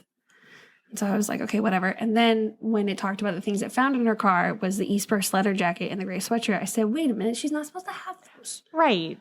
She was supposed to have gone out in a multicolored jacket, and because her mom said that she didn't have jackets with her. Something is sus. And apparently, like, after it happened, Mark was, like, not no bueno. Like, he was kind of cold, and, you know, Jill's big thing was, like, he's usually, like, really good at you know, attending to emotions and things like that. And like when I'm sad. right. And he's so, like, standoffish. And, like, you know, I think a couple weeks afterwards, he said something of, like, you know, Rhonda's gone, you need to get over it. Yeah. Like, shitty crap. And Kick him to the curb because he's an asshole. She did. Good. Because of, like, kind of how this went down? Like, this was kind of the start of, like, well, this is the start of the end. Like, you're not who I originally thought you were. Yeah. It was strange because soon after they broke up, later that year, he gets married. Yeah, it was weird. And, well, I'll get into that. Okay. So there was a bunch of other stuff found in there, but I really just wanted to go over the fact that those two jackets were there. When they shouldn't be there. They shouldn't be there. So here are some other observations, items found, and things like that by law enforcement at the time. So predictably, a substantial amount of Rhonda's blood was smeared on the back of her driver's seat with a smaller amount on the bench. On the left edge of the seat, the blood was smeared to the left in a parallel pattern. The initial inference drawn was that the pattern suggested that either the blood was wiped from the seat towards the driver's side door, or that the person or persons who had been in the seat had been moved in that direction. Thereby smearing the blood toward the left. So, yeah. When the driver's side window was examined for latent fingerprints, the powder adhered to parallel vertical patterns, indicating that the window had likely been rolled up and down. It was also noted that her window was partially rolled down when they found the car. Interesting. Mm-hmm. Fingerprints were spotted on the window, and 2 lifts were made. The driver's side door was also printed, but without results, and the passenger side was ignored because of weather exposure and previous notion that it had been locked when initially examined, because no one else was in the car. Right. The toxicology report revealed a negative blood ethanol level. I'm assuming that means no alcohol. I think. And no other volatiles were found. It was also noted that Rhonda was not pregnant, and there were no observable signs that she had engaged in sexual intercourse at a time. So, the same time around her death. Large caliber, partially jacketed bullet that marked interior fragmentation was recovered from the soft thoracic tissue and removed from the autopsy room by Richard Lester of the SBI. Rhonda's clothing was also taken into evidence by Burke County Detective McDevitt.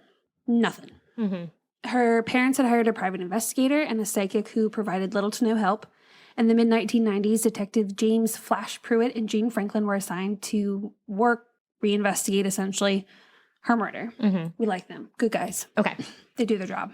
They even, to figure out, like, the angle, to make sure that it wasn't just, like, a random, they, like, brought surveyors out to the scene and, like, did all the different angles. Wow. And this is my favorite part. They interviewed people, re-interviewed people, and then also interviewed people for the first time. Like Jill's boyfriend, Mark Turner. He did not give his official interview of what happened that night until like 12 years later. You can't see our faces, but it's the what the hell face. It's perturbed. You usually, law enforcement should, interview the people who are closest to the victim. Yes. That would be the best friends who you hang out with, Mm-hmm. or best friends who you hang out with. Yes. They talked to Jill. For the first time? The night it happened. Oh. And they wanted her to keep an eye out at the funeral if anyone looked weird. Okay. But they didn't talk to Mark. That's stupid. Mm-hmm. Did they talk to Greg? Yeah. Okay. They were also able to confirm that Rhonda could not, they were not that stupid. Okay, just making sure. They were also able to officially confirm that Rhonda could not have been a victim of a random shooting from the highway or drive-by. Detective Franklin told Griffin in a later interview, quote, "The bullet entered the trunk from the right side of the car at an angle of 30 degrees, as described in the original crime scene search and shown in the photo of the car with a rod protruding from the exit or the entry of the bullet hole." Right. Detective Pruitt used a protractor, measured an angle of 20 degrees from said photo. This was verified by a registered land surveyor using his precise instrument, and if this angle is correct, the shooting is an ambush and premeditated murder.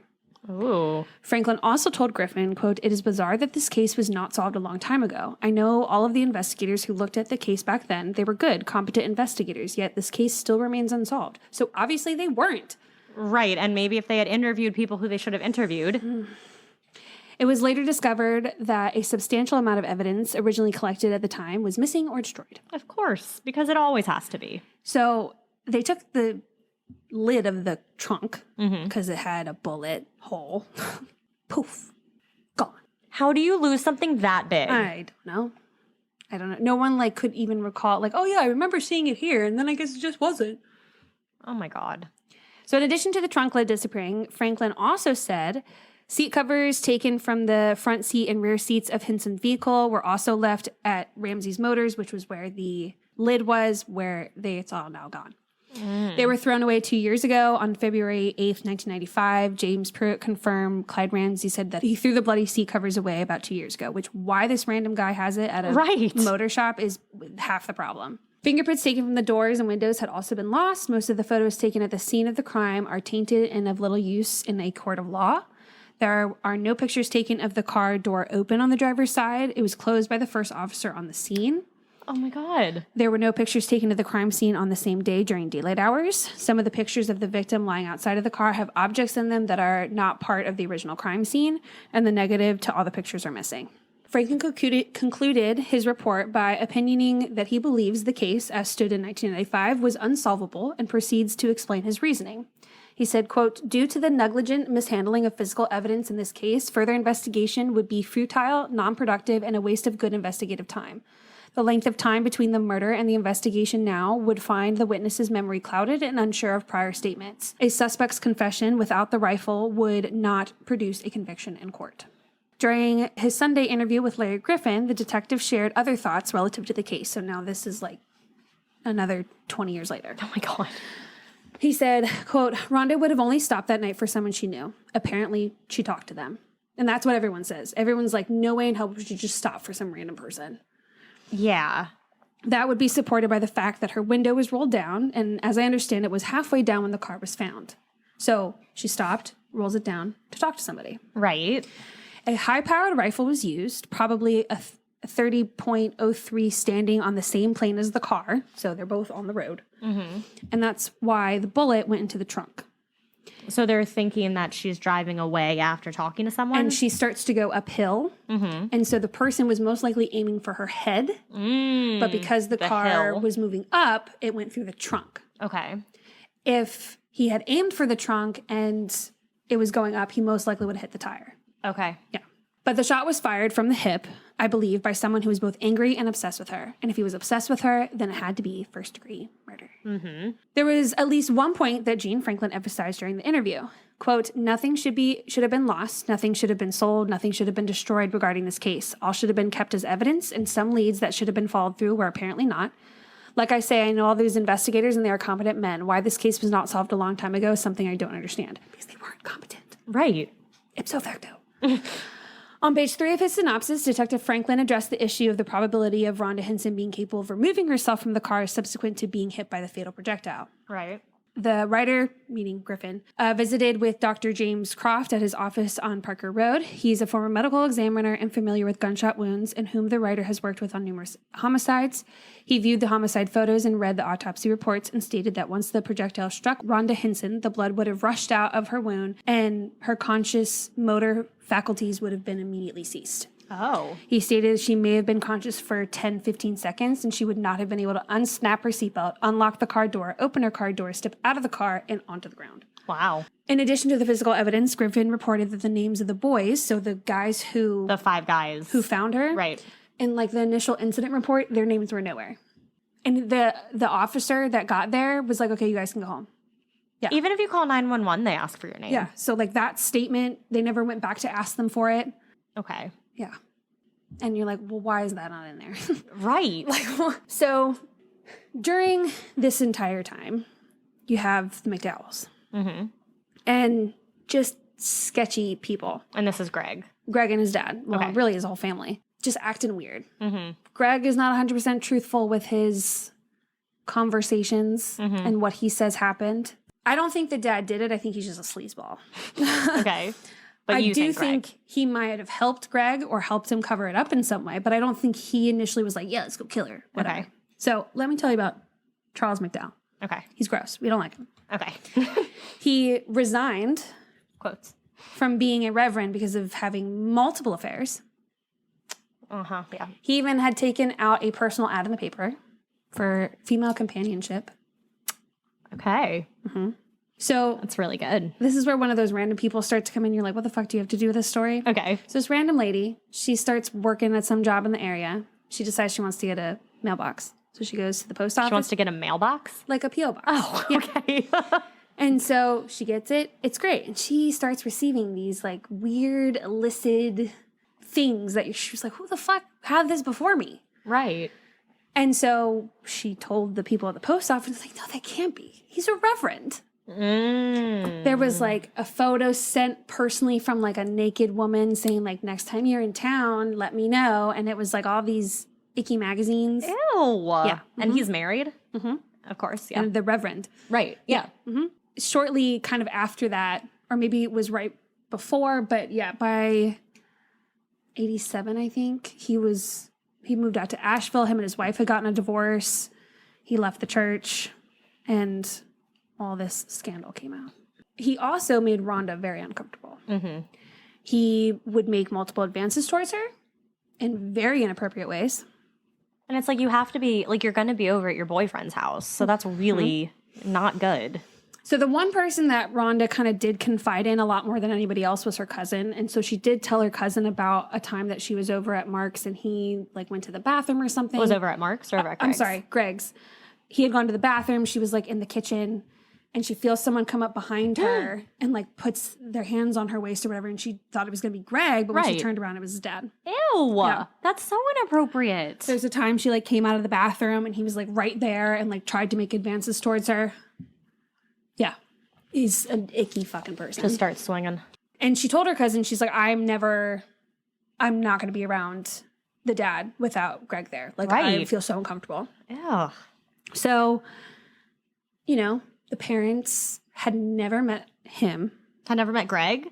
And had never met Greg's dad. Oh. And how long had they been dating? A couple years. Oh. Yeah, I thought it was weird too. Well, my parents didn't meet my ex's parents. True. Until last week. Weird situation, guys. Okay, so Rhonda's parents called Greg's house asking if Rhonda was there. He said no, that she had called at like, I don't know, 12:30 or something. And is this before the police come? Yes. Okay. And he was like, oh no, she called me at like 12:30 saying she was going home. And so then he's freaking out and Greg is? According to mom, he makes Greg's dad like go out and try to find her. Greg's dad is like, well, why don't her parents go do that? Mm-hmm. And I don't know, Greg got him to go. And so he drove all over kinds of different places. While he was gone was when the parents found out and they called Greg's house again. Mm-hmm. Apparently, Charles, I don't know if he drove by the crime scene or saw it or something like that. I think Greg didn't go because he's like, if she's dead, I can't handle that. Which does make sense. Right. They were acting really weird at the parents' house, like very much to themselves, not really talking to the parents. Oh, they went over to the parents' house. Yeah. Okay. And I just know like their behavior was just like really odd. And some of the things that they said were very offhand. Mm-hmm. So the mom had ended up asking the dad to do the eulogy. Okay. And, you know, part of her reason, I was like, it's her boyfriend's dad, like someone who most likely cares about her almost as much as we do. And he was a reverend or whatever. Right. And, you know, he knew her. She was there all the time.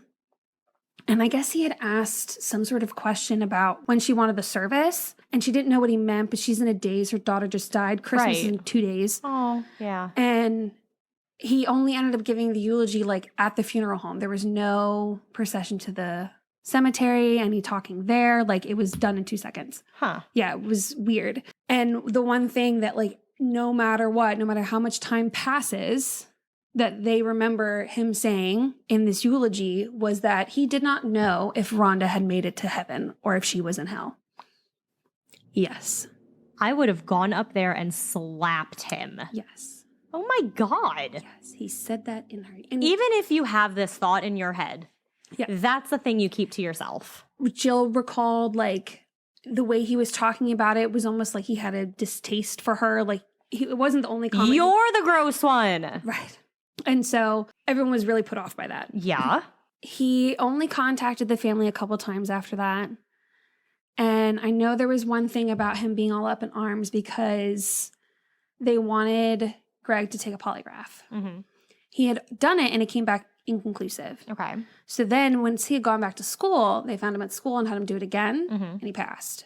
Okay. But they think because it was on his turf, his he's away from it, he's more comfortable. So, you know, they're inadmissible. But Charles is all up in arms about it. And at one point he even says too that like because he's a reverend and it's his son, they should just take him at his word. Some people think that the reason why he was acting all sketchy, especially about doing a polygraph himself, was because he was having all those illicit affairs. So he had something guilty. Something he was feeling a little guilty about. Something weighing on his conscience. So you can well imagine that someone with that father is not exactly a role model. No. And at first, Greg and Rhonda's relationship sounds cute. They're like opposites, but like balance each other out in these because weird, opposites attract, yeah. Yeah, weird, adorable ways. And Greg really likes to write notes. Oh, yeah, you did say there were going to be notes. Mm-hmm. Okay, so let's see. Is this before Rhonda dies that he writes these notes? This is their entire relationship. Oh, okay. Mm-hmm. It said somewhere how many notes it was. I'll have to find it later. But okay, so he writes to her one of the first letters. And in it says, "Thanks for the happiest 4 months of my life. And always remember, I love you. Greg. P.S. We have 82 years and 8 months to go." Okay. Why? I don't know. And a Hallmark card with an Emily Dickinson quote embossed in gold in the front plate. The young McDowell references yet another milestone. He penned, "You have given me much happiness over the past 25 weeks. Keep it up forever. I will always love you. Love, Greg." For their 1-year anniversary, he made a booklet of 13 3x5 index cards stitched together, bright red ribbon. And this is the poem that he wrote. Oh, gosh. Okay. Rhonda, after all we've done together through hot and cold and snowy weather. Sorry.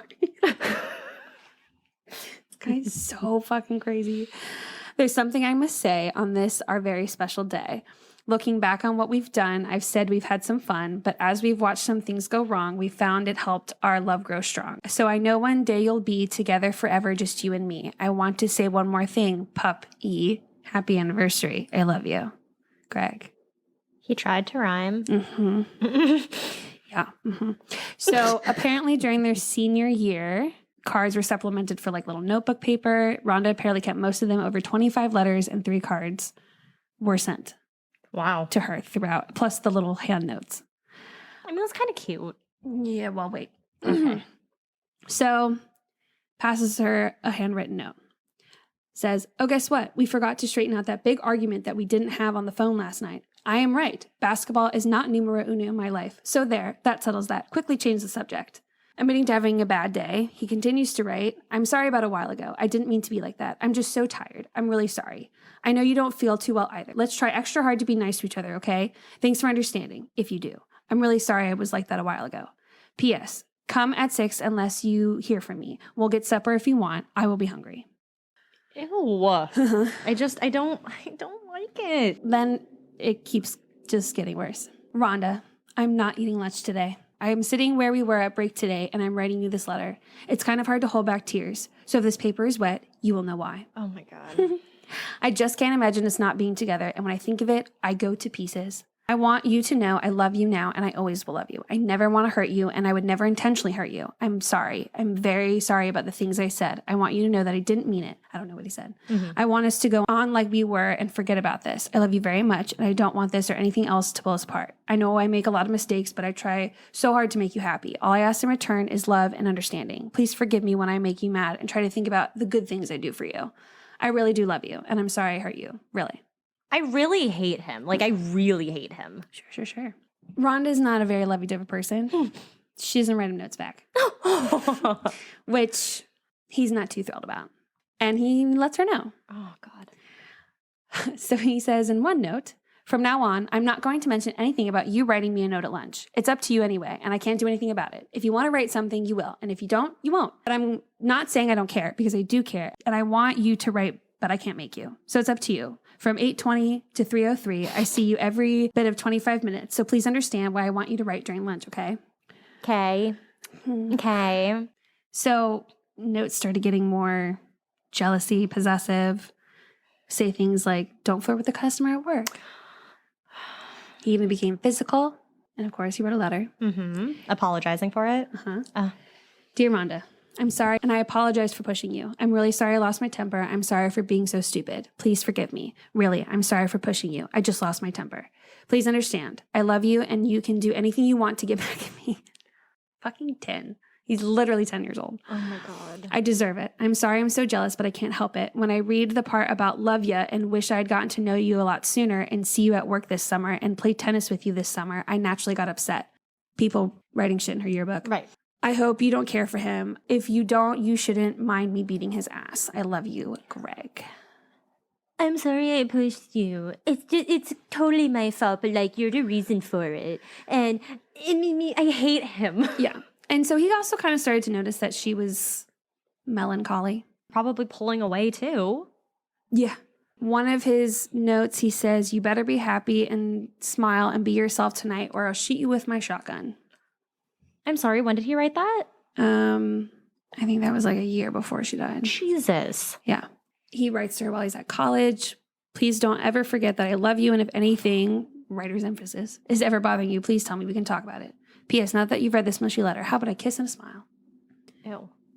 So when she would like not meet up with him beforehand, before class, well, the bell just rang and you're not even here. I've been waiting to see you since 8 o'clock, but what can I say? I guess I'll see you when you're here. Love you always, even when you're late, Greg. I gotta find what they called each other or what he called them because it's fucking insane.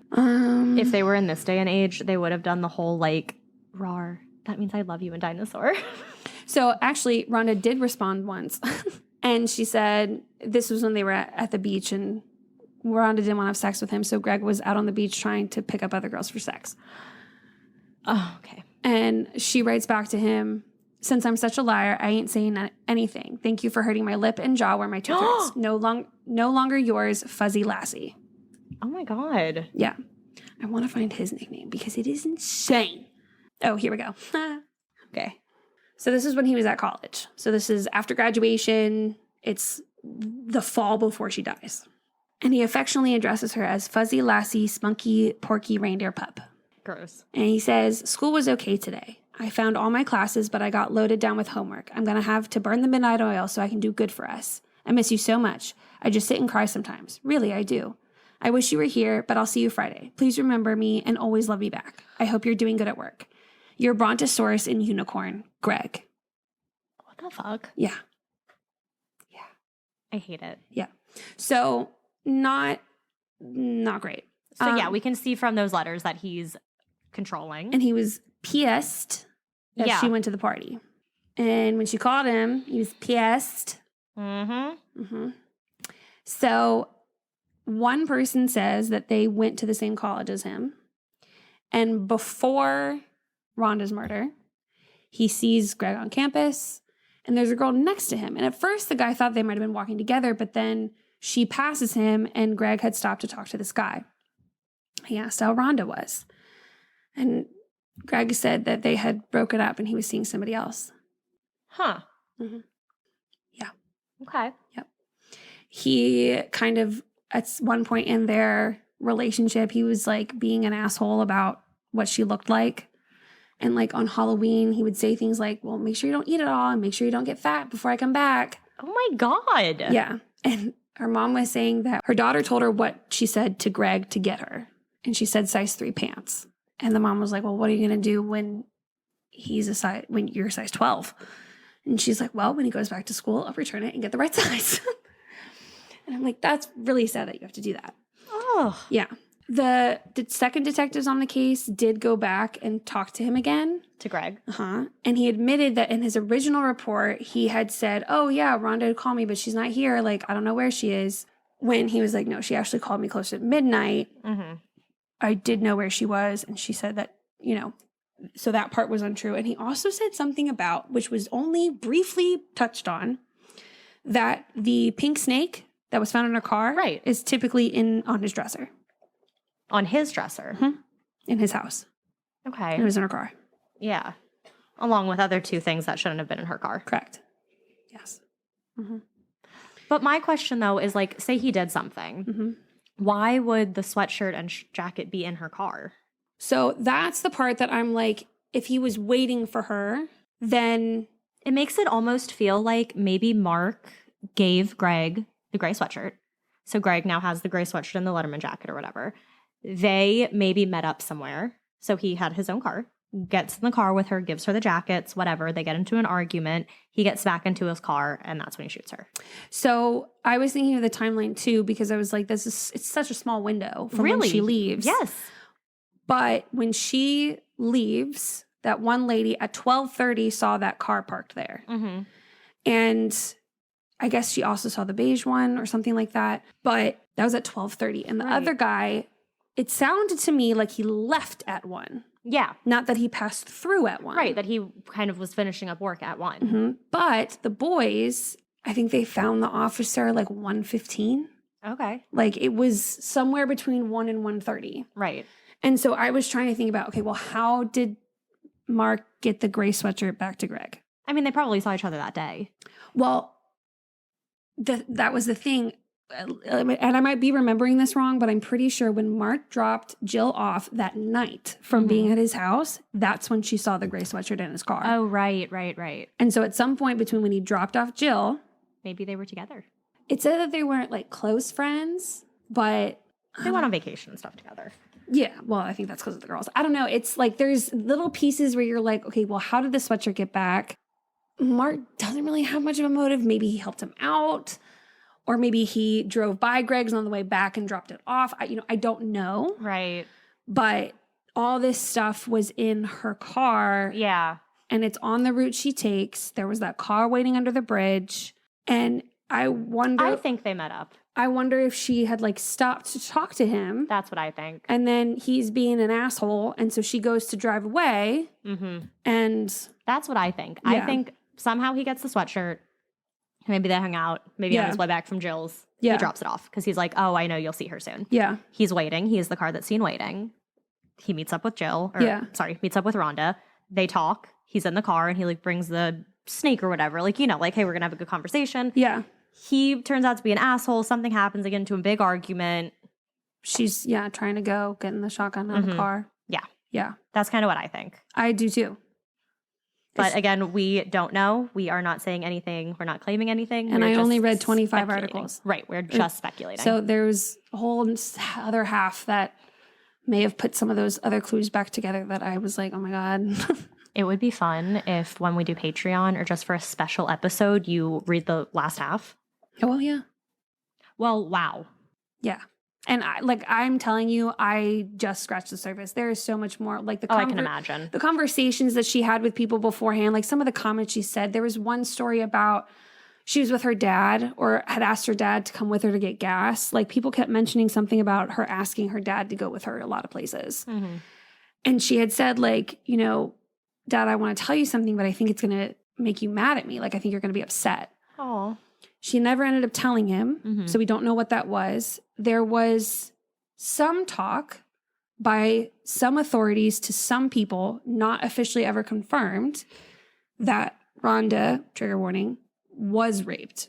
That's what I think. I mean, that's what we said. And when they started talking about it, even the Larry guy was like, that's how people start to act. And I was like, that's what I said. Right. So that what got me thinking is, what if Mark did something nefarious on that vacation? Right. And the other thing that Jill pointed out too, that I guess Mark said, was that when they had gone to pick out a Christmas present for Jill, she maybe got something for Mark. Mm-hmm. But Jill was like, because she had just bragged to her at Thanksgiving break that she was ahead of her Christmas shopping and she was all done. Wow. So she knows there's no reason for her to buy anything for Greg. Right. So Mark, we're not sure of. Mm-hmm. He's a sketchy character, but we don't know how he's involved. Right. So, but I could also see it being that if Rhonda wouldn't have sex with Greg, he would 100% do that. Mm-hmm. So. Heavy. Wow. Yeah. Wow. 2 great winter crimes. It was winter. And it's cold.